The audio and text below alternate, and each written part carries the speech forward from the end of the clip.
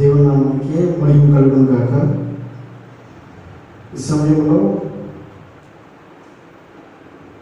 కొద్ది నిమిషాలు దేవుని యొక్క మాటల్ని జ్ఞాపకం చేసుకుందాం.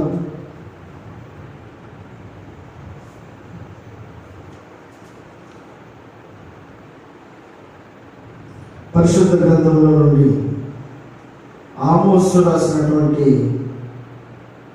గ్రంథం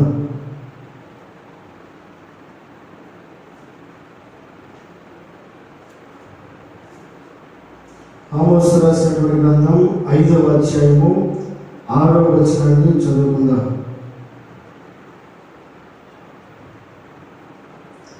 యెహోవాను ఆశ్రయించుడి, అప్పుడు మీరు బ్రతుకుదురు. ఆశ్రయింపని ఎడల బేతేలులో ఎవరును ఆర్పివేయలేకుండా అగ్ని పడినట్లు ఆయన యోసేపు సంతతి మీద పడి దాన్ని నాశనము చేయును. న్యాయమును అన్యాయములకు మార్చి నీతిని నేలను పడివేయు వారారా, ఆయన సప్త ఋషి నక్షత్రములను మృగశీర్ష నక్షత్రములను సృష్టించిన వాడు. కాలు చీకటిని ఉదయముగా మార్చువాడు, పగటిని రాత్రి చీకటి వలె మార్పు చేయవాడు. సముద్రమును పిలిచి వాటిని భూమి మీద పొర్లి పాలు చేయవాడు. ఆయన పేరు యెహోవా. బలాఢ్యుల మీదకి ఆయన నాశనము తెప్పింపగా దుర్గములు పాడగను.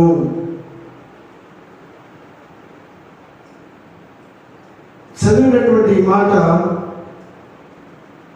జ్ఞాపకం చేసుకుంటే, యెహోవాను ఆశ్రయించుడి, అప్పుడు మీరు బ్రతుకుదురు.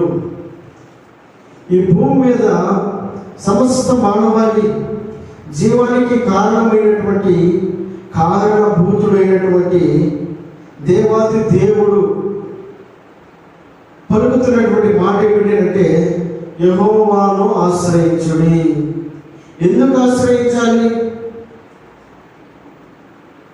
ఆయన ఆశ్రయిస్తే మీరు బ్రతుకుతారని వాక్యం సెలవిస్తూ ఉంది. మన జీవానికి కారణం ఆయనే అని చెప్పిన వాక్యం సెలవిస్తూ ఉంది. ఎందుకు ఆశ్రయించాలి? ఏమిటి ఆయన గొప్పతనము అనంటే, ఇక్కడ ఆయన అంటున్నటువంటి మాట ఏమిటి అనంటే, ఆశ్రయింపని అలా బేతేలులో ఎవరును ఆర్పివేయలేకున్నట్లు అగ్ని పడినట్లు ఆయన యోసేపు సంతతి మీద పడి నాశనం చేయును. ఇంకొక మాట అంటాడు, నక్షత్రములను మృగశీర్ష నక్షత్రములను సప్త ఋషి నక్షత్రములను సృష్టించిన వాడు ఆయనే. కారు చీకటిని ఉదయముగా మార్చగలిగిన వాడు ఆయనే. అలాగే పట్ట పగలను రాత్రి చీకటి వలె మార్పు చేయవాడు కూడా ఆయనే అంటారు. ఉన్నది లేనట్లుగా చేయగలిగిన వాడు ఆయనే, లేనిది ఉన్నట్లుగా చేయగలిగిన వాడు కూడా ఆయనే. సముద్రములను పిలిచి వాటిని భూమి మీద పొర్లి చేయవాడు ఆయనే. సముద్రములను తన నోటి మాట చేత పిలిచి దాన్ని పొంగి పొరల చేయవాడు కూడా ఆయనేట. ఇసుకను సరిహద్దుగా చేసి దాన్ని దాటలేకున్నట్లుగా నోటి మాట చేత దాన్ని ఆపివేయవాడు కూడా ఆయనే. ఏ నోటి మాట చేత అయితే సముద్రం ఆపివేయగలిగే శక్తి కలిగిన వాడై ఉన్నాడు, అదే నోటి మాటతోటి సముద్రములను పిలిచి వాటిని భూమి మీద పొరల చేయవాడు ఆయనే, పొంగి పొర్లేట్లుగా. 2004లో వచ్చినటువంటి సునామీ మనందరికీ పరిచయమే. అనేక మంది నష్టపోయారు, అనేక మంది సవాలు గుట్టలుగా పడిపోయారు. ఏమైంది అని చెప్పి వెనక్కి తిరిగి చూస్తే సముద్రం ఎప్పుడు ఉండేదానికంటే కూడా ముందుకి పొర్లి పాలించిందట. అందరూ ప్రశాంతంగా సముద్రపు ఒడ్డున ఆహ్లాదంగా సంతోషంగా ఆనందిస్తూ ఉండే సందర్భంలో అనుకోని విధంగా సముద్రం పొంగి అది ఉన్న స్థితి కంటే కూడా ముందుకు వచ్చి ఉన్న ప్రజలందరినీ కూడా వెనక్కి లాక్కొని నేలమట్టం చేసినటువంటి సందర్భాన్ని ఎంతో మంది దాన్ని చూసి ఏడ్చి ఎంగలొచ్చినటువంటి సందర్భాలు మనం చూసినటువంటి వారిని. వాక్యం సెలవిస్తున్నటువంటి మాట ఏమిటంటే, చీకటిని పట్ట పగలుగా చేయగలిగిన వాడు ఆయనే. పట్ట పగలను కారు చీకటిగా చేయగలిగిన వాడు కూడా ఆయనే. సముద్రములను పిలిచి దాని భూమి మీద పొరల చేయవాడు కూడా ఆయనేనట. అది దాటి లేకుండా ఉండినట్లుగా, అక్కడే ఉండిపోయేటట్లుగా శాసించగలిగిన వాడు కూడా ఆయనేనట. నక్షత్రములను సృజించినటువంటి సృష్టికర్త ఆయనేనట. కనుక వాక్య సెలవిస్తున్నటువంటి మాట ప్రవచనాత్మకమైనటువంటి భక్తుడు ఆమోసు తన గ్రంథంలో 730 సంవత్సరాల క్రితమే ఈ మాటలన్నింటినీ రాసినటువంటి వాడు.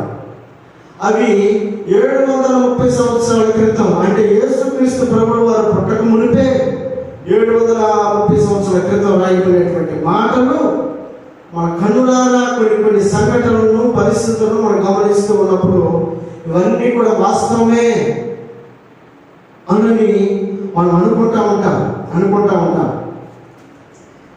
ఇక్కడ ఇంకొక మాట అన్నాడు, అదే ఆమోసు గ్రంథంలో 8వ అధ్యాయంలో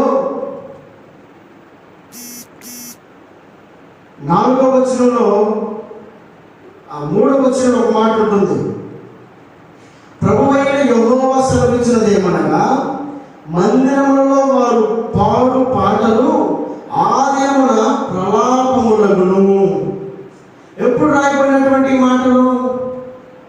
730 సంవత్సరాలు క్రీస్తు పుట్టక ముందే రాయబడినటువంటి ఈ మాటలు మందిరంలో కూర్చున్నప్పుడు సంతోషంగా దేవుడి పాటలు పాడుకోవడానికి ఇష్టపడతాం. మందిరంలోకి వచ్చే దేని కోసం? సంతోషించడం కోసం, ఆనందించడం కోసం. కానీ ఒక రోజు రాబోతా ఉంది, ఆ రోజు మీరు సంతోషంగా పాడిన పాటలు దుఃఖంగా పాడే రోజులు వస్తూ ఉన్నాయి. ఆనందించి పాడిన నోటితోటే ఏడుతో పాడే రోజులు వస్తా ఉన్నాయని ప్రవచనాత్మకమైనటువంటి మాటలు ఆమోసు తన గ్రంథంలో రాయబడినటువంటి మాటలను మనం చూస్తూ ఉన్నాం. ప్రభువైన యెహోవా సెలవిచ్చిన మాట ఏమనగా, ఏమని సెలవిచ్చాడు అనంటే, మందిరంలో వారు పాడు పాటలు ఆ దినమున, ఏ దినమున?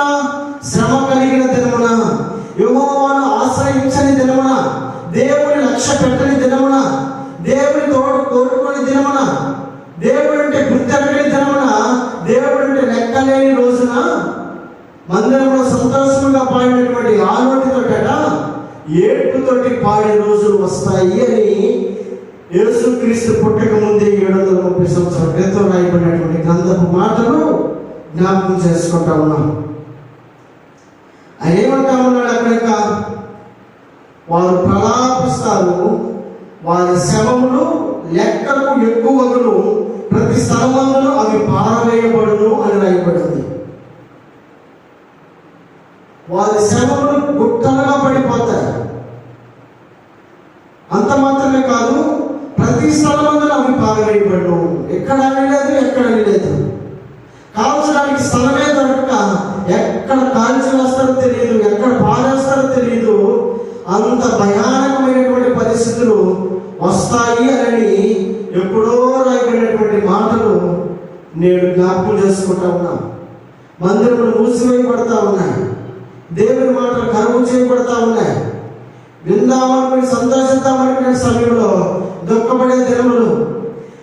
ఇక్కడ సంతోషాన్ని చూస్తూ ఉన్నాం, ఒక పక్క దుఃఖ వార్త వినబడతా ఉంది. ఒక పక్క సంతోషాన్ని వినబడతా ఉంది, రెండో పక్క దుఃఖ వార్తలు కూడా వినబడతా ఉన్నాయి. సంతోషం కనుమరుగైపోతా ఉంది, ఆనందానికి రోజులు కరువైపోతా ఉన్నాయి. కుటుంబాల్లో సమస్యలు పెరిగిపోతా ఉన్నాయి, కుటుంబాల్లో సంతోషం కరువైపోతా ఉంది. ఇరుగు పొరుగు వారి మధ్యలో సత్సంబంధాలు దిగిపోతా ఉన్నాయి. ప్రేమ అనేది కనబడకుండా వస్తున్నటువంటి ఈ దుర్దినాన్ని జ్ఞాపకం చేసుకుంటూ ఉంటే ఆమోసు ఆనాడు పలికిన మాటలు నేడు ఇవి జరుగుతూ ఉన్నట్లుగా కనబడతా ఉన్నాయి. ప్రభువైన యెహోవా సెలవిచ్చినదేమనగా, మందిరంలో వారు పాడు పాటలు ఆ దినమున ప్రలాపించే పాటలుగా మార్చబడబోతా ఉన్నాయి. శవాలు లెక్కకు ఎక్కువగును. 8వ రాయబడిన మాట, శవాలు లెక్కకు ఎక్కువగును, ప్రతి స్థలమందున అవి పారవేయబడును, ఓరకుండుడి.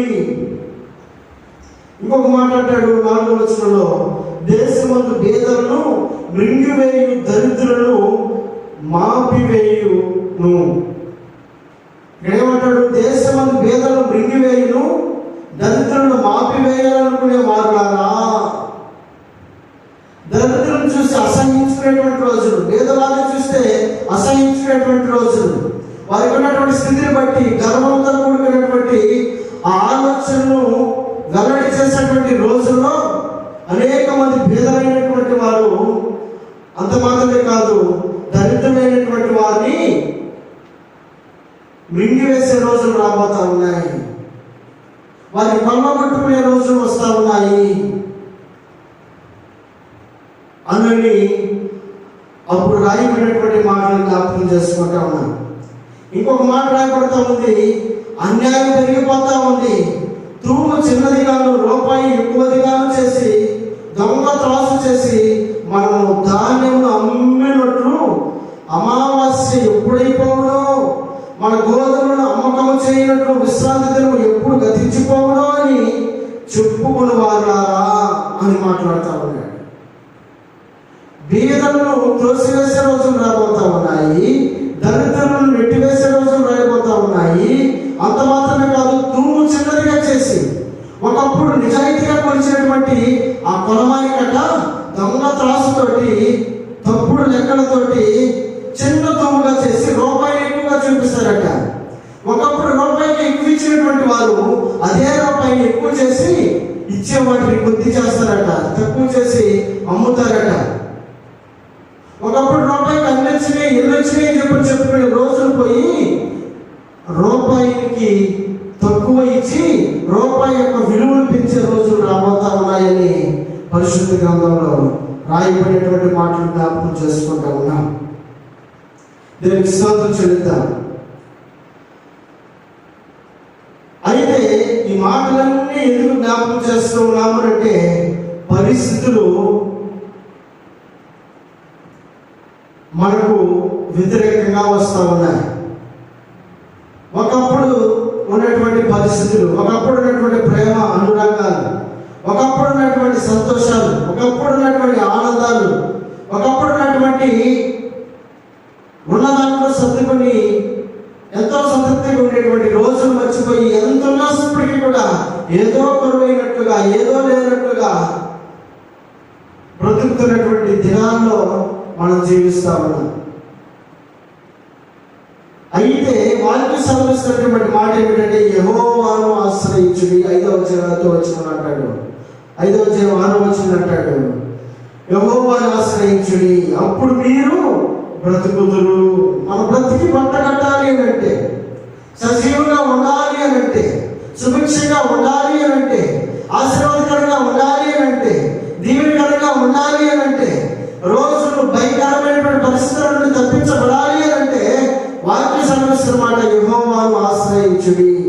ఎందుకు ఆశ్రయించాలి? వాక్య సంబంధిస్తా ఉంది, ఆశ్రయించినటువంటి రోజులు రాబోతా ఉన్నాయి. ఎంతో మంది దేవుడిని నిర్లక్ష్య పెట్టే రోజులు రాబోతా ఉన్నాయి. దేవుడు అంటే లెక్కలేని విధంగా ప్రవర్తించే రోజులు రాబోతా ఉన్నాయి. దేవుడు అంటే గుర్తెరిగినటువంటి రోజులు రాబోతా ఉన్నాయి. దేవుడి యొక్క శక్తి సామర్థ్యం ఏమిటి గుర్తెరిగిన రోజులు రాబోతా ఉన్నాయి. ఆయన ఉన్నది లేనట్టుగా, లేనిది ఉన్నట్టుగా చేయలేనటువంటి వాడి నుండి చూస్తూ ఉన్నాడు. పగటిని రాత్రిగా మార్చగలడు, రాత్రిని పగలుగా మార్చగలడు. సముద్రాన్ని దాటలేకుండా అడ్డుగా తన నోటి మాట ద్వారా ఆపగలిగినటువంటి వాడు అదే నోటి మాట ద్వారా ఆ సముద్రాన్ని పొంగి పొరల చేసి సునామీని నడిపించగలిగిన వాడు.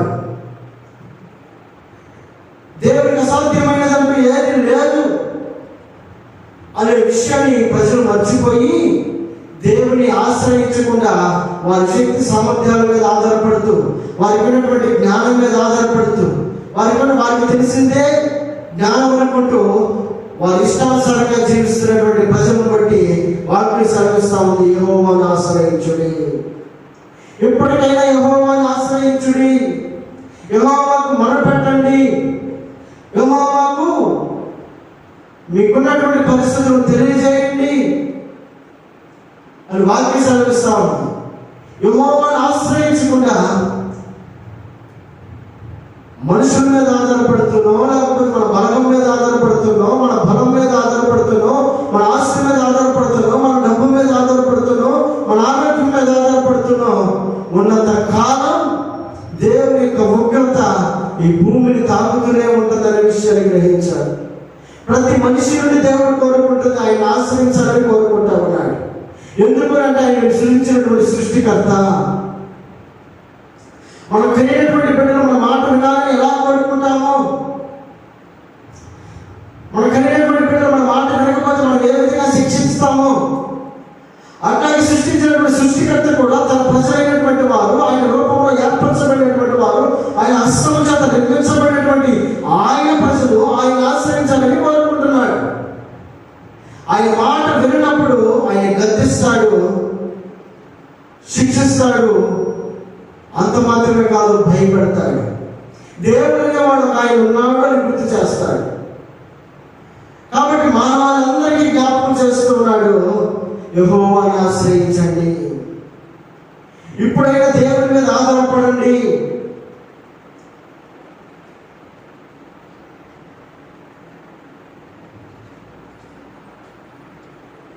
అయితే దేవుని మీద ఆధారపడినటువంటి వ్యక్తులు అనేక మంది, దేవుని ఆశ్రయించినటువంటి వ్యక్తులు అనేక మంది వారి జీవితాల్లో సంతోషాన్ని చూసినట్లుగా చూస్తాం. దినవృత్తాంతాల గ్రంథం 13వ అధ్యాయంలో ఒక మాట చూద్దాం. దినవృత్తాంతాల గ్రంథం 13వ అధ్యాయము 18వ వచనం. 2వ దినవృత్తాంతాల గ్రంథం 13వ అధ్యాయము 18వ వచనం.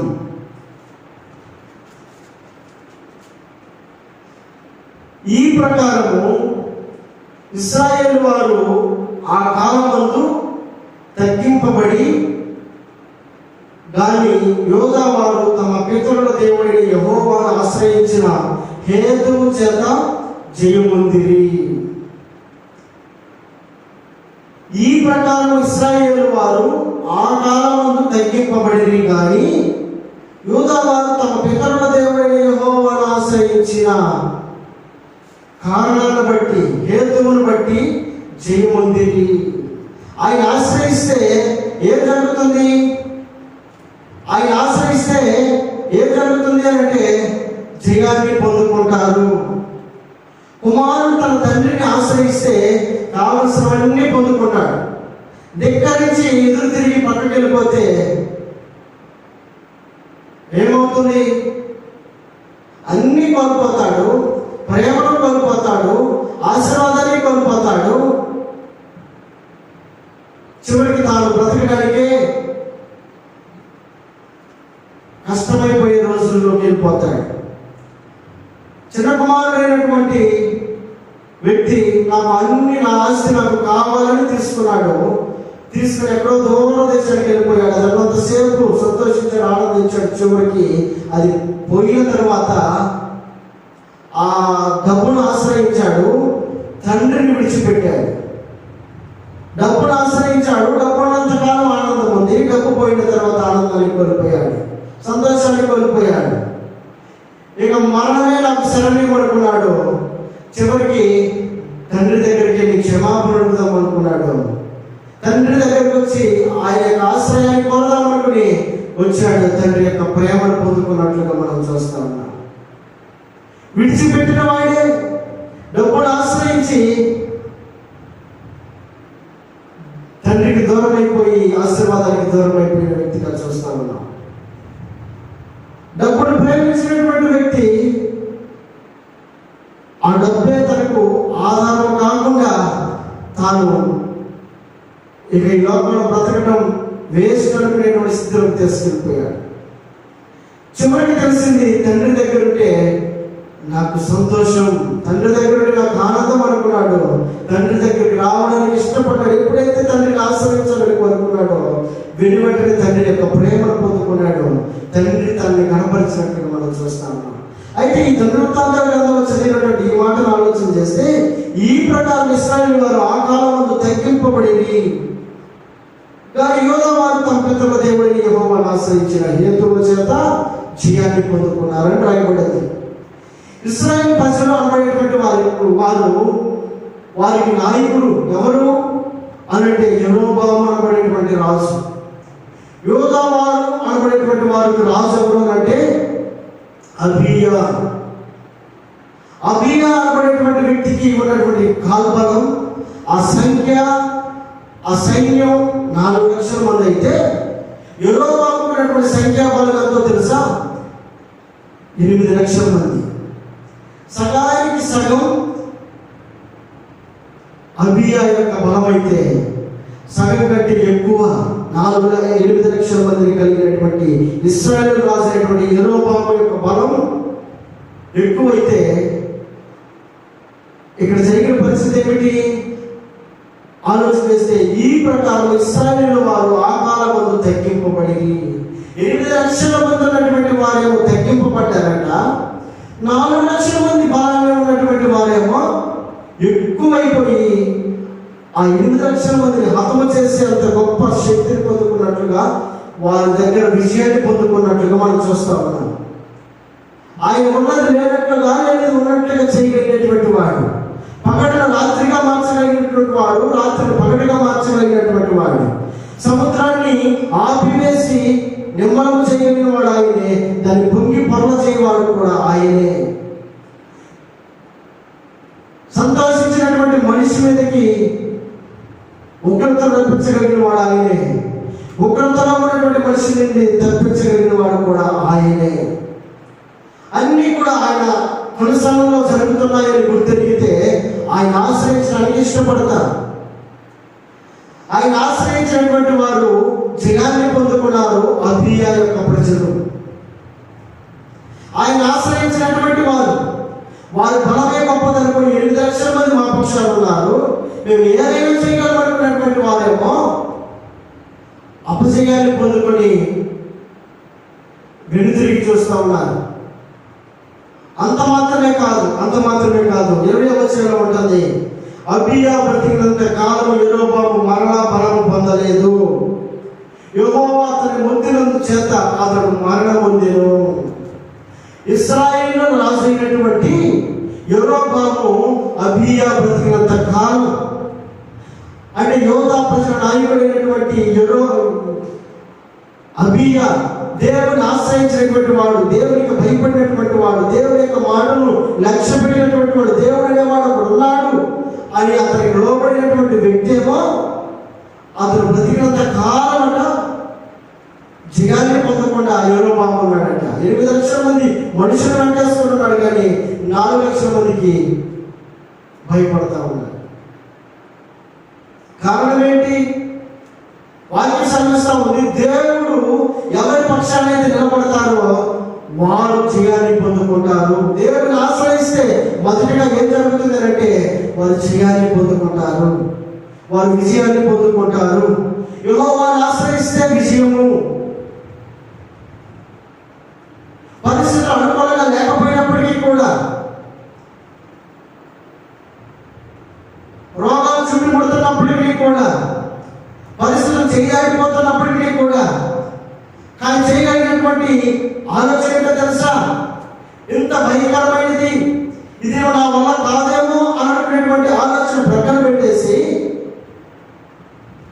అబీయా చేస్తున్నటువంటి పని ఏమిటి అంటే యెహోవాను ఆశ్రయిస్తాడు. నా దగ్గర 4 లక్షల మంది, అవతల వ్యక్తుల దగ్గర 8 లక్షల మంది అయినప్పటికీ కూడా నా పక్షాన దేవుడు ఉన్నాడని దేవుడిని ఆశ్రయించాడు. అబీయా విజయాన్ని పొందుకున్నట్లుగా వాక్యంలో రాయబడినట్లుగా మనం చూస్తూ ఉన్నాం. నేను స్తోత్రం చెల్లిద్దాం. ఎక్కడ ఈయన విజయానికి కారణం, ఎక్కడ ఈయన సంతోషానికి కారణం అని ఆలోచన చేస్తే ఇప్పుడు మాట ఉంటుంది. అదే 13వ అధ్యాయంలోనే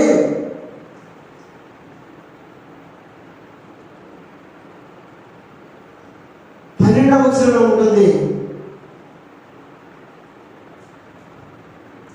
ఆలోచించుడి, దేవుడే మాకు తోడై మాకు అధిపతిగా ఉన్నాడు. మీ మీద ఆర్భాటం చేయటకై బూరలు పట్టుకుని ఊదునట్టి ఆయన యాజకులు మా పక్షాన ఉన్నారు. ఇశ్రాయేలు వారులారా, మీ పితరుల దేవుడిని యెహోవాతో యుద్ధము చేయకుడి, చేసినను మీరు విజయం పొందరు అని అబీయా మాట్లాడుతూ ఉన్నాడు. ఏమని మాట్లాడుతూ ఉన్నాడు? దేవుడి ప్రజలకు వ్యతిరేకంగా ఉన్నారు. అంత మాత్రమే కాదు, దేవుడిని ఆశ్రయించకపోగా, దేవుడి అంటే భయపడకపోగా, దేవుడు ఎవరో గుర్తెరగకుండా ఉన్నారు. మీరు దేవుడి యొక్క కార్యాలు కూడా గుర్తెరగకుండా ఉన్నారు. దేవుడు ఎవరో గుర్తెరగకున్నారు. కానీ దేవుడు ఎవరో గుర్తించాలి అని దేవుడు కోరుకుంటా ఉన్నాడు. కానీ మీరు చలనమైనటువంటి వ్యక్తులుగా ఉండి దేవుడు ఎవరో అన్నట్టుగా లెక్కలేని విధంగా ఉన్నారు. కనుక ఆయన అంటున్నటువంటి మాట ఏమిటి తెలుసా? అబీయా అంటా ఉన్నాడు, ఇశ్రాయేలు ప్రజలారా, ఈ మాట ఆలోచన చేయండి. ఏ మాట? దేవుడే మాకు తోడై మాకు అధిపతిగా ఉన్నాడు. మీ మీద ఆర్భాటం చేయటికే గోడలు పట్టుకుని ఊదునట్టి ఆయన యాజకులు మా పక్షాన ఉన్నారు. ఎవరు దేవుడిని ఆశ్రయిస్తారో యాజకుల యొక్క ప్రార్థనను కోరుకున్నారు, యాజకులను ఆశ్రయించారు, యాజకుల యొక్క ప్రార్థనను కోరుకున్నారు ఈ యోధా ప్రజలు. అంత మాత్రమే కాదు, ఈ అబీయా అనబడేటువంటి రాజు. మనం ఏ మార్గంలో అయితే నడుస్తామో ప్రజలు కూడా అదే మార్గంలో నడుస్తారు. మనం దేవుని యాజకుని యొక్క మార్గంలో నడిస్తే వెనకున్నటువంటి ప్రజలు కూడా, సైన్యం కూడా అదే మార్గంలో నడుస్తారు. యెరొబాము నడవలేదు దేవునికి విధేయంగా, దేవునికి అవిధేయంగా నడిచాడు, దేవునికి వ్యతిరేకంగా నడిచాడు. ఆయన బలం మీద ఆధారపడ్డాడు. 8 లక్షల మంది ఉన్నారని గొప్ప ధైర్యంతో ఉన్నాడు. కానీ 8 లక్షల మంది కంటే కూడా 4 లక్షల మంది వారు అంటున్నటువంటి మాట, యెహోవా మా పక్షాన ఉన్నాడు, మేము యెహోవాను ఆశ్రయించాము, యెహోవాకు మొరపెట్టాము, మాకున్నటువంటి కష్టం నుండి గట్టెక్కించగలిగిన వాళ్ళు ఆయనే అని ఆయన మీద ఆధారపడ్డాం. కనుక ఆయన మా పక్షాన ఉన్నాడు. అంత మాత్రమే కాదు, మేము యాజకుల యొక్క ప్రార్థన కోరుకున్నాం, దేవుని యొక్క సేవకుల యొక్క ప్రార్థన కోరుకున్నాం. కనుక 4 లక్షల మంది అయినప్పటికీ కూడా, మీ పక్షాన 8 లక్షల మంది ఉన్నప్పటికీ కూడా అంతిమంగా విజయాన్ని ఇవ్వగలిగిన వాడు దేవుడే.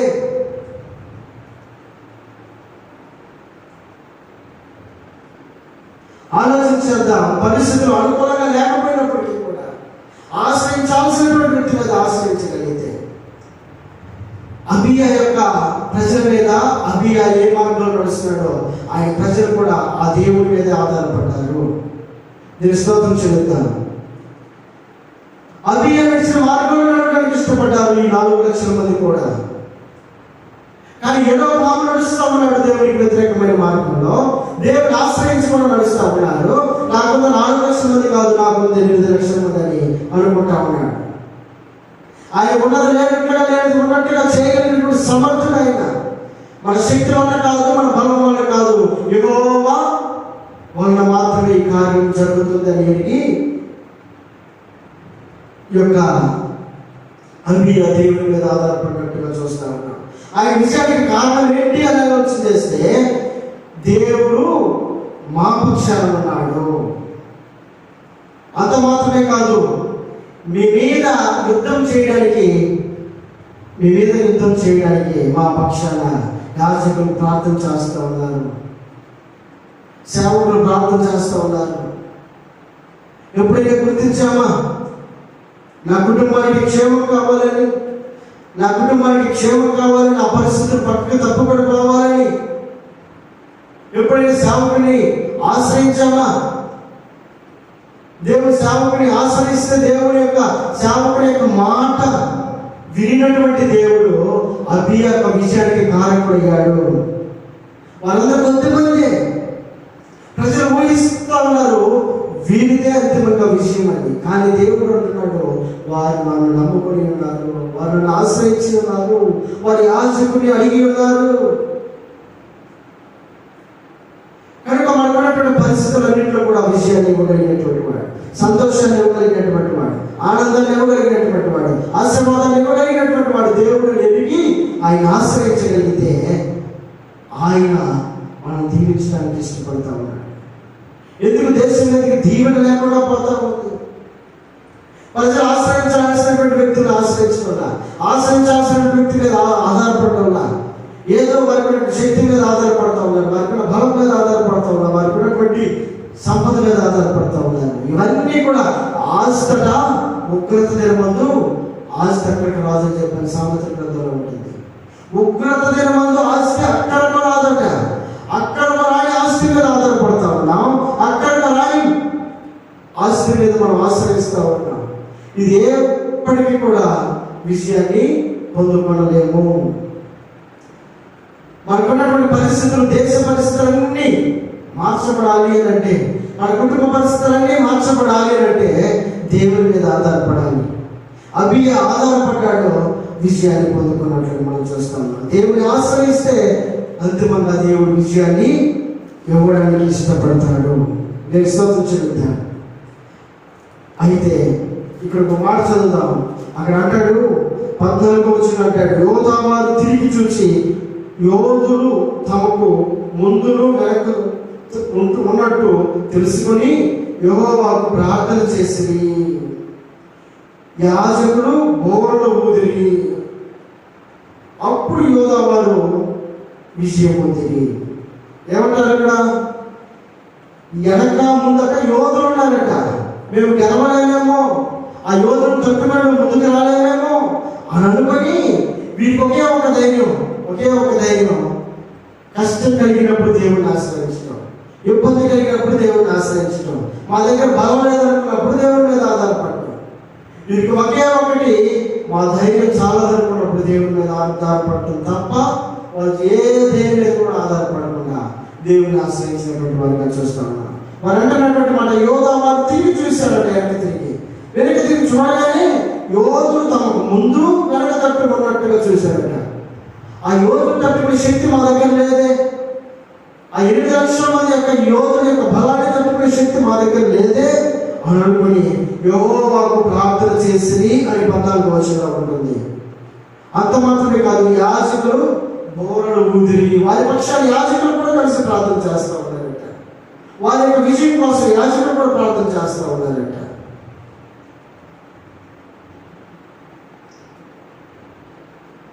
దేశ పరిస్థితుల కోసం, అలాగే కుటుంబ పరిస్థితులు, వీటన్నిటి కోసం మన ముందున్నటువంటి సమస్య ఎంత పెద్దదైనప్పటికీ కూడా, మన వెనకున్నటువంటి సమస్య ఎంత పెద్దదైనప్పటికీ కూడా, వీటన్నిటి నిమిత్తమై అబియా చేసినటువంటి పని ఏంటో తెలుసా? ప్రార్థన చేశాడు. అంత మాత్రమే కాదు, యాజకుని ఆశ్రయించి యాజకుని యొక్క ప్రార్థన కూడా కోరాడు. కనుక యాజకులు కూడా బోర్లు తీరట. వారి యొక్క విషయం కోసం యాజకులు కూడా ప్రార్థన చేశారట. వారు ప్రార్థన చేశారు, వారితో పాటు యాజకులు కూడా ప్రార్థన చేశారు. దేవుడు విడిచిపెడతాడా? నమ్ముట నీ వల్ల అయితే సమస్తం సాధ్యం అన్నాడు. నన్ను ఆశ్రయించిన వారు ఏమాత్రం కూడా త్రోసివేయను అన్నాడు. అన్నటువంటి దేవుడు ఏమాత్రం కూడా విడిచిపెట్టలేదు. ఎంత పెద్ద సమస్య అయినప్పటికీ కూడా, దేశ పరిస్థితులు ఎంత భయానకమైనటువంటి పరిస్థితులు అయినప్పటికీ కూడా, కానీ ఆయన ఆశ్రయించగా విజయాన్ని పొందుకోలేకపోతా ఉన్నాం. ఎందుకు యెహోవా విజయాన్ని పొందుకోలేకపోయాడు? దేవుని ఆశ్రయించలేదు. ఎందుకు అబియా విజయాన్ని పొందుకున్నాడు? మనుషులు తక్కువైనప్పటికీ కూడా విజయాన్ని ఎందుకు పొందుకున్నాడు అనంటే, అబియా పక్షాన దేవుడు నిలవబడి ఉన్నాడు. అబియా దేవుడి యొక్క బలాన్ని కోరుకున్నాడు. అబియా యాజకుల యొక్క బలాన్ని కోరుకున్నాడు. కనుక ఈ మధ్యాహ్నకాల సమయంలో నీవు నేను మనమందరం కూడా పరిస్థితులన్నీ గట్టెక్కాలి అంటే, అనేక రకాలైన దుర్వార్తల నుండి నీవు నేను మనమందరం కూడా సంతోషంగా అవన్నీ వినపడకుండా సంతోషాన్ని అనుభవించాలి అంటే, దేశం కోసం మనం ప్రార్థన చేసేటువంటి వారంగా ఉండాలి. నా మాటకి దేవుడు వింటాడా? 800 మంది కలిగినటువంటి 8 లక్షల మంది యొక్క పక్షాన దేవుడు లేడు, కానీ 4 లక్షల మంది పక్షాన్ని దేవుడు ఉన్నాడు. ఎందుకు? ఆయన బలాన్ని చూసి దగ్గరికి వచ్చేవాడు కాదు, మన బలగాన్ని చూసి వచ్చేవాడు కాదు, మన ఆస్తిని చూసి వచ్చేవాడు కాదు, మన సంపదను బట్టి వచ్చేవాడు కాదు, మన ఆరోగ్యాన్ని బట్టి వచ్చేవాడు కాదు. ఎవరైతే ఆయన ఆశ్రయిస్తారో మన పక్షం నిలవబడ్డమే ఆయన తెలుసు కనుక ఆయన ఆశ్రయించినటువంటి స్థానంలో నీవు నేను మన కుటుంబాలన్నీ కూడా ఉండాలని దేవుడు కోరుకుంటా ఉన్నాడు. దేవుడి స్తోత్రం చెబుతాను. అంత మాత్రం అదే 2వ దినవృత్తాంతర గ్రంథంలో 26వ అధ్యాయము 5వ వచనం చూద్దాం. 26:5 వచనం.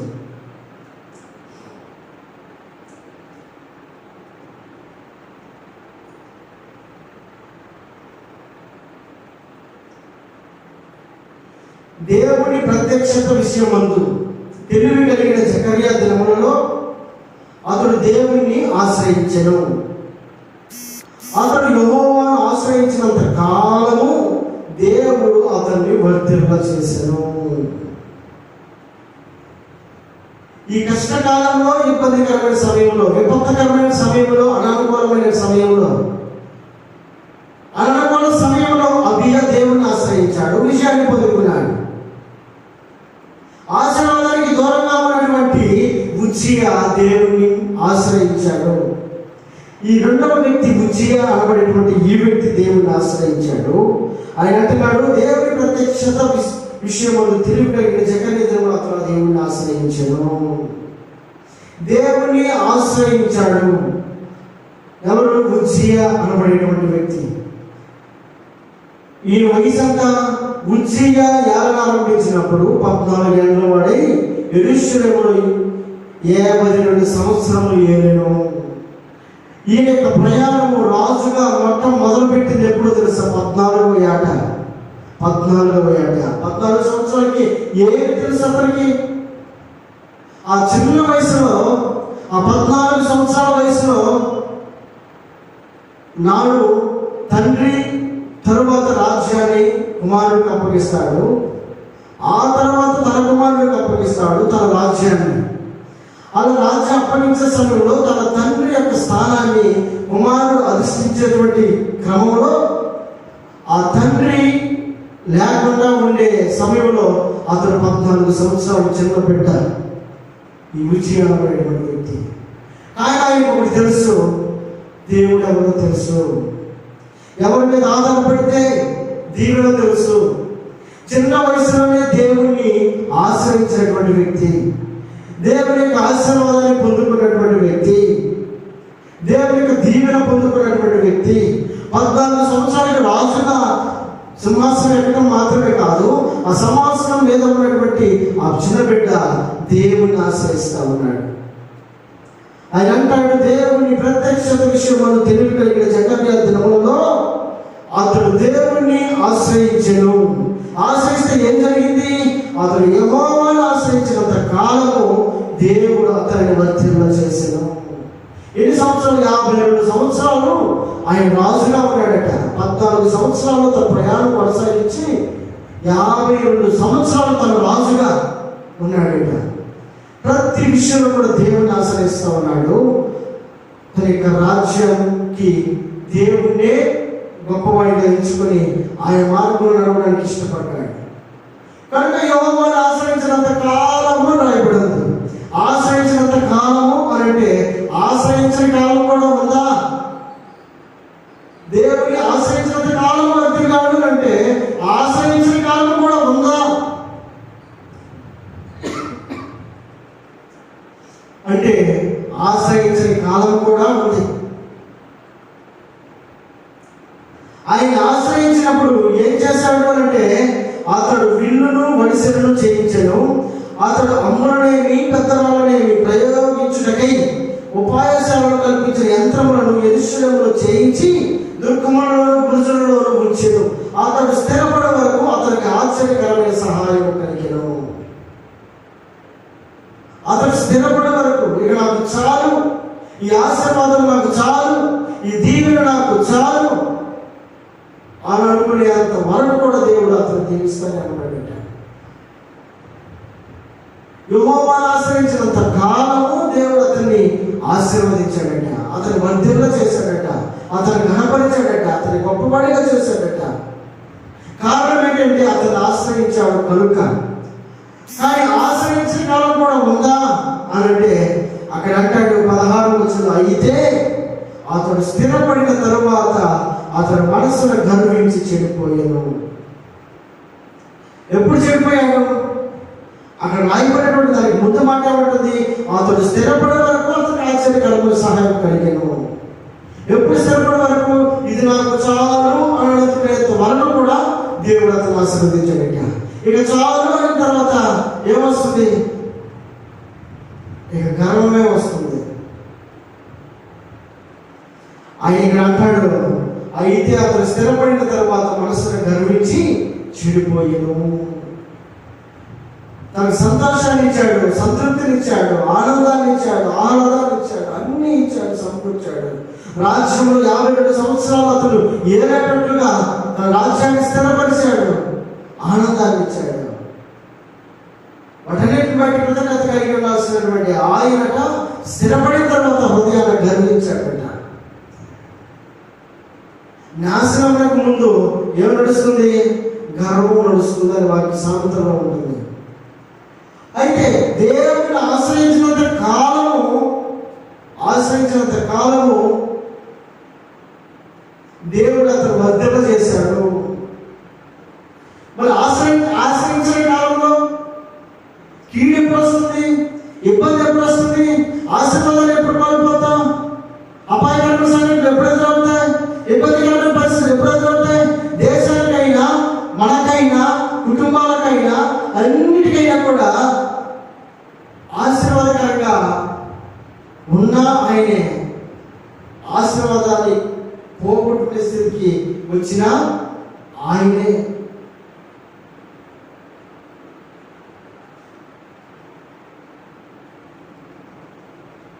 అది వాక్య సాగిస్తుంది. అయితే అతను స్థిరపడిన తర్వాత అతడు మనసును గర్వించి చెడిపోయాను. అతడు ధూపపీఠము మీద ధూపం వేటికై యెహోవా మందిరంలో ప్రవేశించిన తన దేవుడైన యెహోవా మీద ద్రోహము చేయగా, యాజకుడు అజర్యాయు అతనితో కూడా బలవంతులైన ధైర్యవంతులైన యెహోవా యాజకులు 8 మంది అతని వెంబడి లోపలికి పోయి. ఏం జరుగుతా ఉంది? ఆయన అంటాడు, ఉజ్జియా ధూపం వేయుటకు ధూపార్తి చేత పడిన రౌతుడై యాజకుల మీద కోపము చూపెను. యెహోవా మందిరంలో ధూపము పీఠము పక్కన అతడు ఉండగా యాజకుడు చూచుచుని ఉన్నప్పుడు అతని మనసులో కుష్ఠరోగం పుట్టెను. చాలా దీవెనకు ఆశీర్వాదానికి కారణమైనటువంటి వాడు దేవుడే. మన స్థితిగతులు మారిపోవడానికి కారణం కూడా దేవుడే. ఎవరి ద్వారా జరిగిస్తాడు? ఆశీర్వాదానికి కారణం నీవే, దీవెనకు కారణం నీవే, మన దరిద్రకు కారణం నీవే, మన ఇబ్బందికర పరిస్థితులకు కారణము మనమే, మన నాశనానికి కారణం మనమే, దేశం నష్టపోవడానికి కారణం మనమే.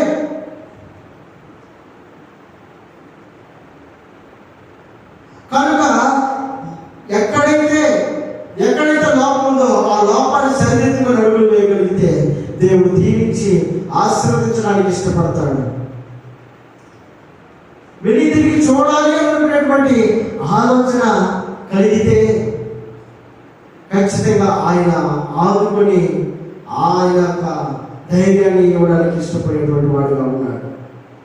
దీనికి స్తోత్రం చెల్లిస్తాను. దేవుని ఆశ్రయించుడి, అప్పుడు మీరు బ్రతుకుతారు అని ఆమోసు గ్రంథంలో రాయబడినటువంటి మాటకు దేవుడు నీతో నాతో మనందరితో కూడా ముచ్చటిస్తా ఉన్నాడు, పలకరిస్తా ఉన్నాడు. అయ్యా, మీ స్థితులు, మీ గతులు, మీ యొక్క పరిస్థితులు మార్చుకోండి. అభియ దేవుడి మీద ఆధారపడ్డాడు. 4 లక్షల మంది అయినప్పటికీ కూడా 8 లక్షల మంది మీద విజయాన్ని ఇచ్చేట్లుగా నేను చేశాను. కారణం అభియ దేవుడి మీద ఆధారపడ్డాడు. యెహోవాను దేవుడిని విసర్జించాడు, దేవుడిని ఆశ్రయించలేదు కనుక 8 లక్షల మంది మనుషులు ఉన్నప్పటికీ కూడా, బలవంతులైనటువంటి వారు ఉన్నప్పటికీ కూడా 4 లక్షలు ఉన్నటువంటి వారి దగ్గర అపజయాన్ని పొందుకున్నాడు. కారణం దేవుని నిర్లక్ష్యం పెట్టాడు, దేవుని గుర్తిరగలేకపోయాడు, దేవుని యొక్క బలాన్ని గుర్తిరగలేకపోయాడు, దేవుని ఆశ్రయించలేకపోయాడు. ఎంత మన యొక్క బలం ఎంత, మన యొక్క పలుకుబడి ఎంత, మన ఆరోగ్యం ఎంత, మన ఆస్తి ఎంత, మన సంపద ఎంత.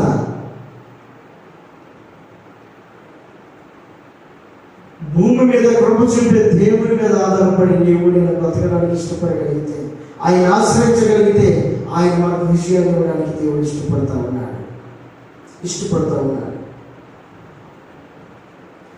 కీర్తన భాగంలో ఒక మాట ఉంటుంది. 62వ కీర్తనలో 62వ కీర్తన 1-2 వచనాలు చూద్దాం. 62వ కీర్తన 1-2 వచనాలు.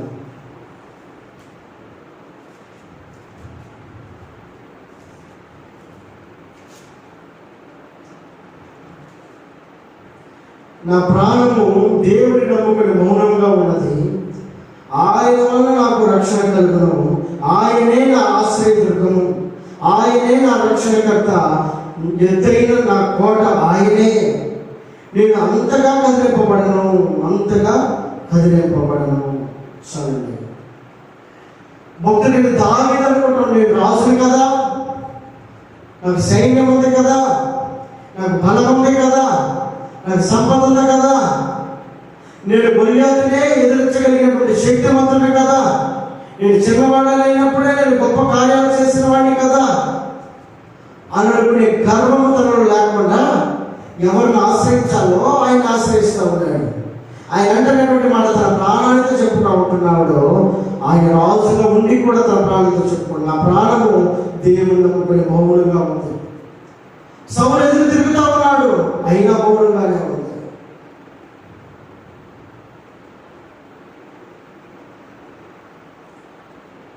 నా బలాన్ని ఏదో ప్రయోగిద్దాము, నా శక్తిని ఏదో ప్రయోగిద్దాము, నేను ఎదుటి వారి మీద నేను ఏదో చేద్దాము అననుకునేటువంటి బలాన్ని ఏ మాత్రం కూడా ఉపయోగించలేదు దావీదు అనుకునేటువంటి వ్యక్తి. ఆయన బలం లేదా, ఆయన రాజు కదా, బలం లేకుండా ఎలా ఉంటుంది?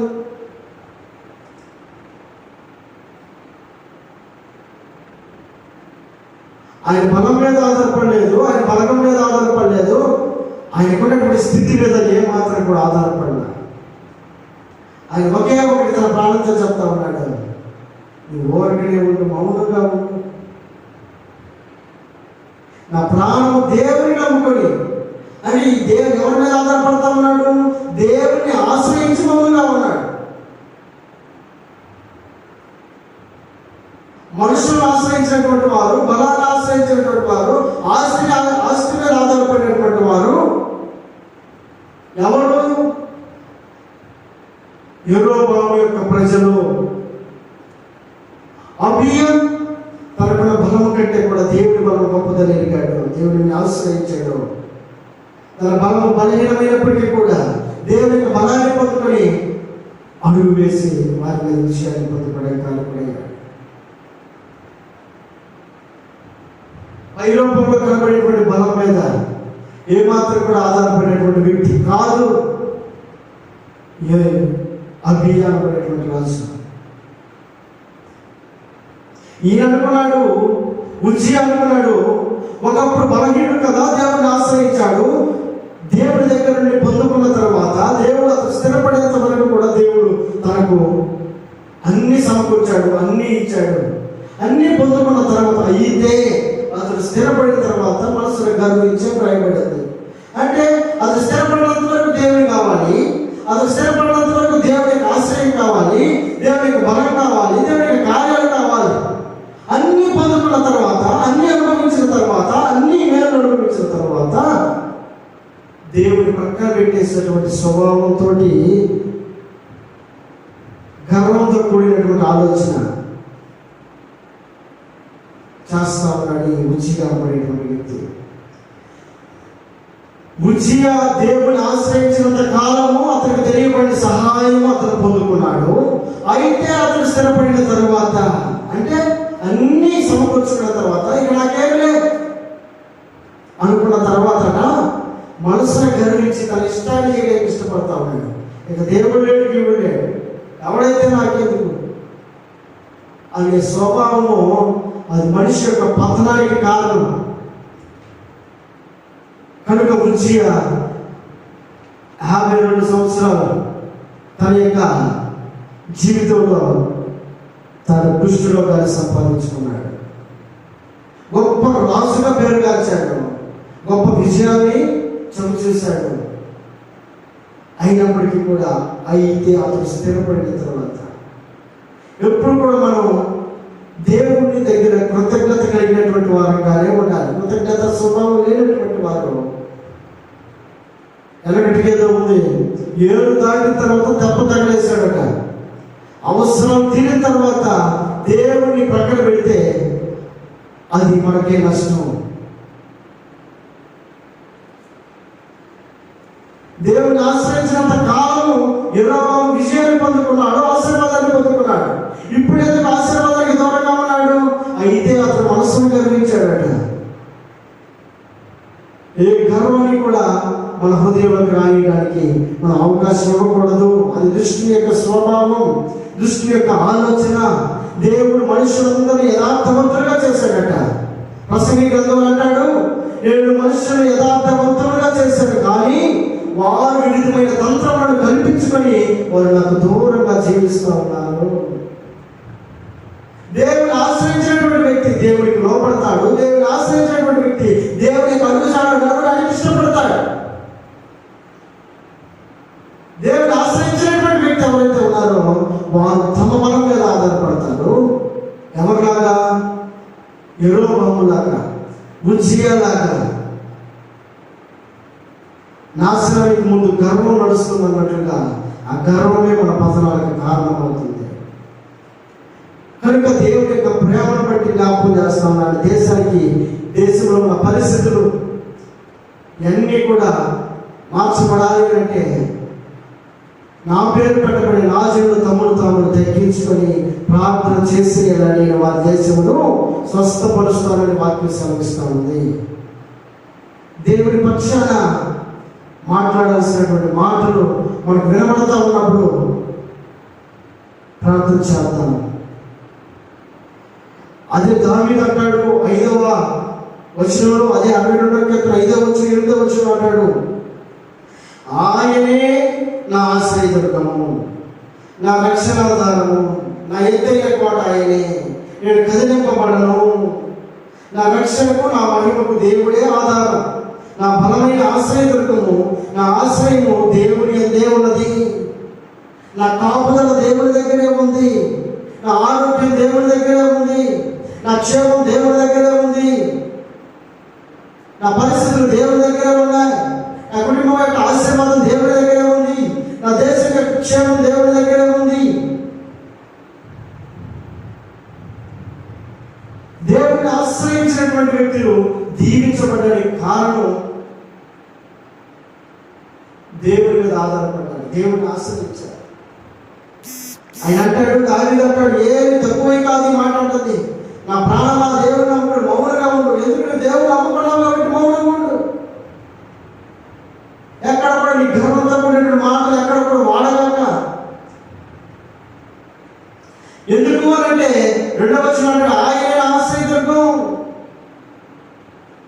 ఆయన నా రక్షణకర్త, ఆయన నా ఎత్తైన కోట, నేను అంతగా కదిలింపబడకపోవడానికి కారణం నాకు ఆయనే. ఆయన నా ఆశ్రయదుర్గము, ఆయన రక్షణకు నా మహిమకు దేవుడే ఆధారం అని 7వ వచనం అంటాడు. నా బలమైన ఆశ్రయదుర్గం ఆయనే అంటాడు. నా ఆశ్రయం దేవుడి యందే ఉన్నదంటాడు. జనులారా ఇప్పుడు అంటా ఉన్నాడు, ఇప్పటి వరకు ఆయన అనుభవాన్ని జ్ఞాపకం చేసుకుంటూ ఇప్పుడు ప్రజలకు చెప్తా ఉన్నాడు, నేను రాజు అయినప్పటికీ కూడా, నా కాడ శక్తి ఉన్నప్పటికీ కూడా, నా కాడ బలం ఉన్నప్పటికీ కూడా నా ఆశ్రయం ఆయనే, నా రక్షణకు ఆధారం ఆయనే, నా ఎత్తైన కోట ఆయనే. ఆయన ఉన్నాడు కనుక నేను అంతగా కదిలింపబడలేకపోతా ఉన్నాను అని ఆధారపడుతూ ఇప్పుడు మరలా తన మాత్రమే కాదు తన ప్రక్క వారికి కూడా చెప్తా ఉన్నాడు. ఏమన్నా తెలుసా? 8వ వచనం అంటాడు, జనులారా ఎల్లప్పుడూ ఆయన యందు నమ్మిక ఉంచుడి, ఆయన సన్నిధిని మీ హృదయములను కృమ్మరించుడి. దేవుడు మనకు ఆశ్రయము. ఎందుకో ఆయన దగ్గర కృమ్మరించాలి? మనకున్న పరిస్థితులన్నీ కూడా మనం ఎందుకు దేవుడి దగ్గర విన్నవించుకోవాలి, దేవుడికి ఎందుకు మొరపెట్టుకోవాలి, దేవుడి ఎందుకు ఆశ్రయించాలి? దేవుడి కంటే ఎక్కువ కాదు మనం.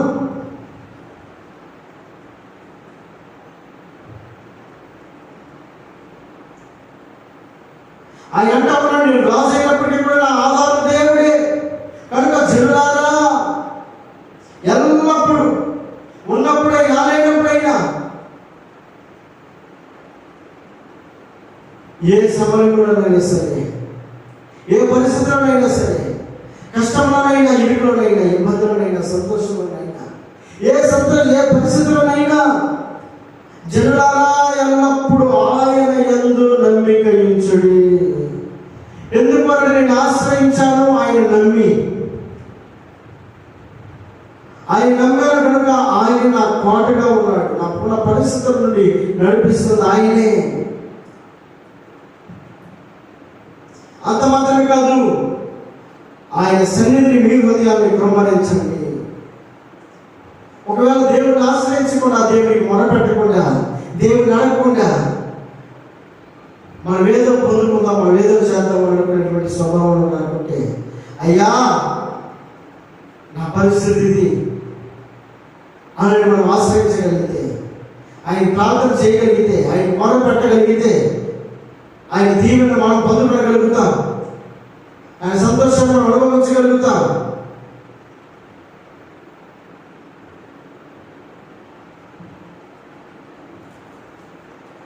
ఇప్పుడు 55వ కీర్తనలో మాట ఉంటుంది, 16వ వచనంలో,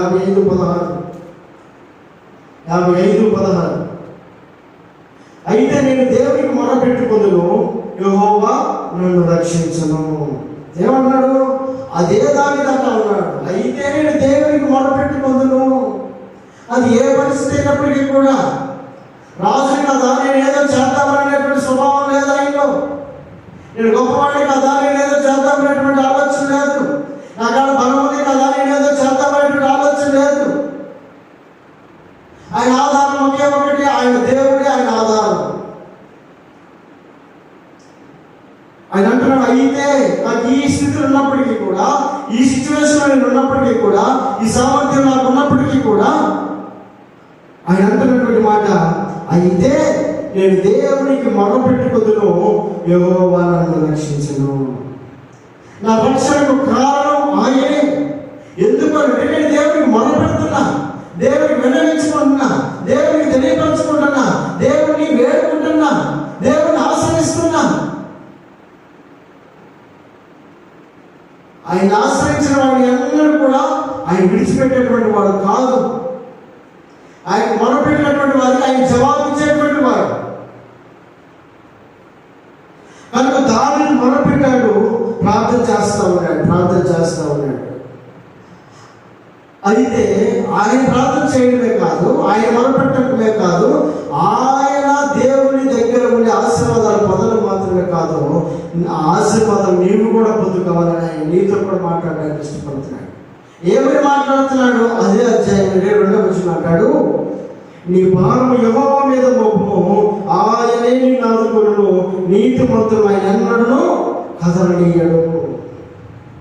నేను పొందుకున్న ఫలాన్ని నేను ఆశ్రయించాను, ఆ యొక్క సంతోషాన్ని నేను అనుభవిస్తా ఉన్నా.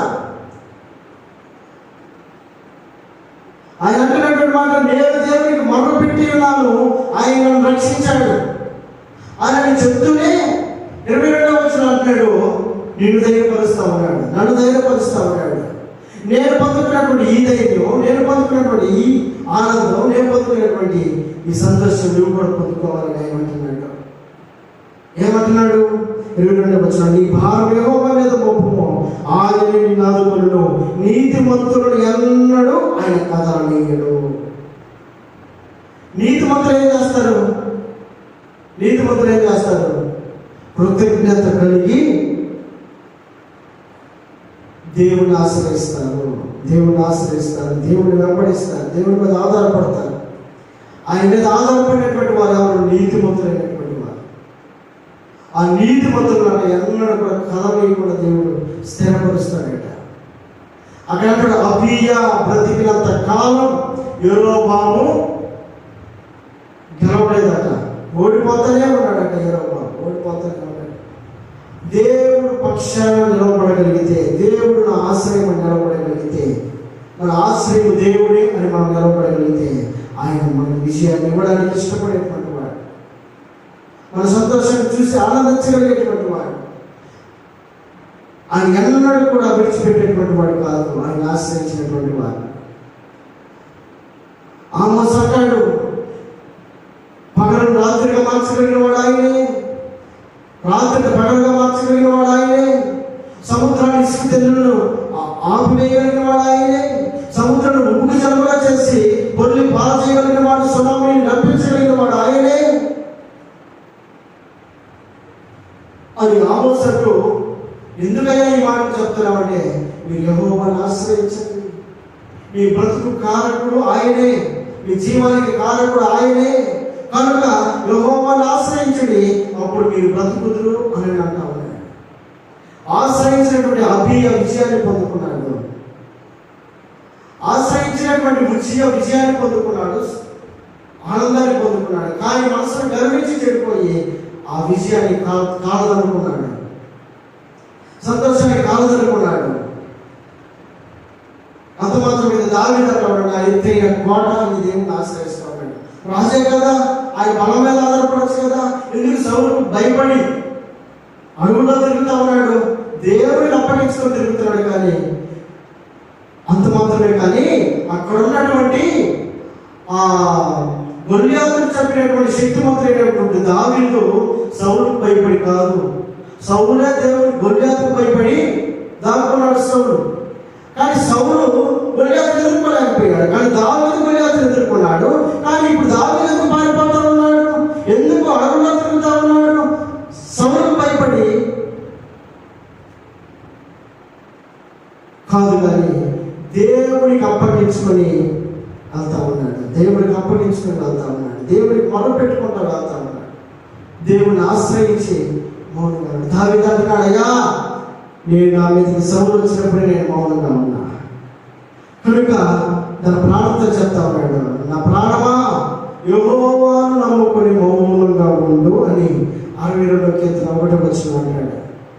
కనుక దేవుని నమ్ముకొని ఆయన ఆశ్రయించి ఆయన ప్రార్థించి ఆయన దగ్గర నుండి విజయం పొందుకోవాలని దేవుడు కోరుకుంటా ఉన్నాడు. ఆశ్రయించినటువంటి వ్యక్తులు మన కళ్ళ ముందు కనపడుతున్నారు, ఆశ్రయించిన వ్యక్తులు మన కళ్ళ ముందు కనపడతా ఉన్నారు. ఆశ్రయించినటువంటి వారి యొక్క జీవితాలను మనం చూస్తూ ఉన్నాం, ఆశ్రయించినటువంటి వ్యక్తులు కూడా మనం చూస్తూ ఉన్నాం. కనుక మాటలు వింటున్నటువంటి నీవు నేను మనందరం కూడా దేశ యొక్క క్షేమం కోసం దేవుని ఆశ్రయిద్దాం, కుటుంబాల యొక్క దీవెన కొరకు దేవుని ఆశ్రయిద్దాం, ఇరుగుపడి వారి యొక్క క్షేమం కోసం దేవుని ఆశ్రయిద్దాం.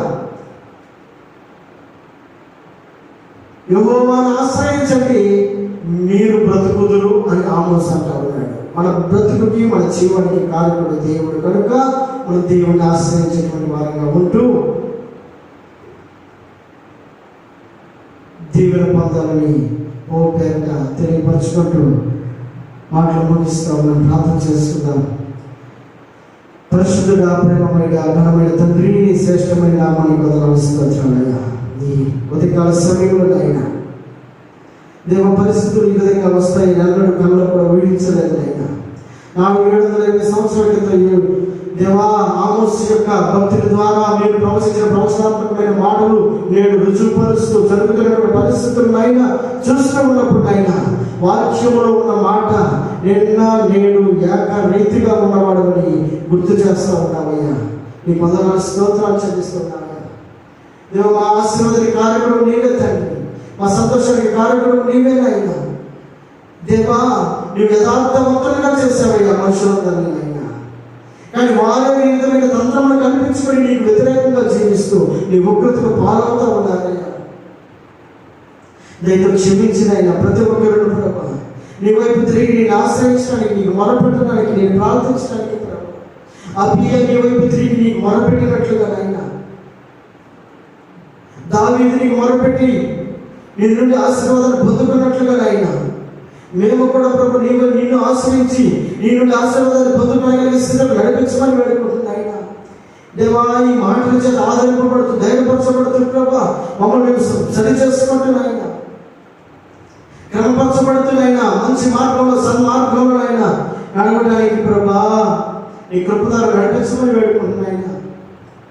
దేవ, హృదయాలు కఠినపరచబడకుండా ఆయన మాంసము హృదయాలుగా మార్చమని వేడుకుంటున్నాను తండ్రి. నీ వందనాలు స్తోత్రాలు చెల్లిస్తున్నాం. వందనాలు నీ యొక్క ప్రేమను అర్థం చేసుకుని అడుగులు వేరే కృప దయచేయమని వేడుకుంటున్నాయి. దేవా, ఈ లోకం మాకు శాశ్వతం కాదని గుర్తు చేస్తామున్నామయ్యా. దేవుడు నీ దగ్గరికి రావడానికి ప్రభా మాకున్న ఆస్తి, మాకున్న బలము, మాకున్న బలము ఇవేవి కూడా మాకు పనికిరావు ఆయన. కేవలం యథార్థమైనటువంటి హృదయంతో ప్రభు నిన్ను ఆశ్రయించగలిగితే దేవా నీవు హక్కును చేర్చుకోగలిగిన వాడు ఎరిగి నీ వైపు చూడడానికి కృప దయచేయమని వేడుకుంటున్నాను ప్రభు. సంఘమును దీవించి ఆశీర్వదించండి అయ్యా. ప్రతి కుటుంబాన్ని దీవించి ఆశీర్వదించమని వేడుకుంటున్నాను అయినా. ప్రతి కుటుంబం ఆశీర్వాదాన్ని ప్రభు చూసే కృప దయచేయమని వేడుకుంటున్నాను ప్రభు. ప్రతి కుటుంబం ప్రభా నేను ఆశ్రయించి కృప దయచేయమని వేడుకుంటున్నాను ప్రభా. దావీదే నీ వైపు ఆశ్రయిస్తా ఉన్నాడయ్యా. ఆయన కూడా బలం ఉంది ప్రభా, అయినప్పటికీ ప్రభా నీ బలం మీద ఆధారపడుతున్నాడయ్యా. అభియా దగ్గర బలం ఉందనైనా అయినప్పటికీ నీ బలం మీద ఆధారపడుతూ ఉన్నాడయ్యా. దేవానికి వందనాలు స్తోత్రాలు. ఈ యొక్క మైక్ శబ్దం ద్వారా వింటున్నటువంటి ప్రతి బిడ్డను అయినా మీరు దీవించి ఆశీర్వదించి బలపరిచి దీవించి ఆశీర్వదించమని వేడుకుంటున్నాను. పలికిన ప్రతి మాట ప్రభా నీ ఆత్మావేశం వల్ల కలిగిన మాటలుగా ఎరిగి క్రమపరచబడి నీ కొరకు బ్రతికే కృప దయచేయమని వేడుకుంటున్నాను. మా దేశాన్ని స్వస్థపరచమని వేడుకుంటున్నాను ఆయన. మా రాష్ట్రాన్ని స్వస్థపరచండి, మా గ్రామాన్ని స్వస్థపరచండి ఆయన. మా ఇరుగు పొరుగు వారిని స్వస్థపరచండి ఆయన. ఎందరైతే ప్రభా బలహీనులై ఉన్నారో ఆయన వారందరికీ మంచి ఆరోగ్యాలతో నింపమని వేడుకుంటున్నాను తండ్రి. దీన్ని ఆశీర్వదించుకోవచ్చు. అల్పనైపోయిన సేవకుడిగా ప్రభా బలపరిచి స్థిరపరిచి నీ సన్నిధానంలో నీ బలము చదివింపుతో నడిపించమని వేడుకుంటున్నాను. నజరేయుడైన యేసుక్రీస్తు పరిశుద్ధ నామములో అడిగిపోతే నా పరమ తండ్రి.